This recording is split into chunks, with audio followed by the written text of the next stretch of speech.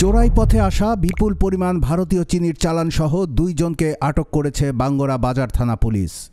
29 December রোববার মধ্যরাতে কুমিল্লা জেলার মুরাদনগর উপজেলার বাঙ্গরা শঙ্কুচাইল সড়কের নবিয়াবাদ এলাকা থেকে তাদের আটক করা হয়। এ সময় 2টি পিকআপ গাড়িতে বোঝাই করা 145 বস্তা চিনি জব্দ করেছে পুলিশ। আটককৃত আসামিরা হল ব্রাহ্মণপাড়া উপজেলার রামচন্দ্রপুর গ্রামের সালাউদ্দিন ও ব্রাহ্মণবাড়িয়ার কসবা উপজেলার জাজিয়ারা গ্রামের রনি মিয়া।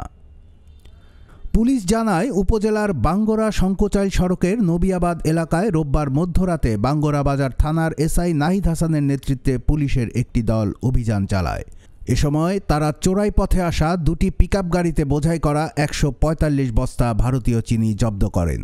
আটককৃত চিনির পরিমাণ 7105 কেজি, যার আনুমানিক বাজার মূল্য 9 লাখ টাকা। এ ঘটনায় বাঙ্গরা বাজার থানায় বিশেষ ক্ষমতা আইনে একটি মামলা দায়ের করা হয়েছে।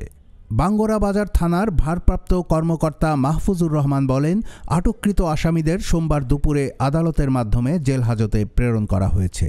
মামলার তদন্তের মাধ্যমে এই চোরাচালানের সাথে জড়িত সকলকে আইনের আওতায় আনা হবে। কুমিল্লার কাগজ, নিউজ ডেস্ক।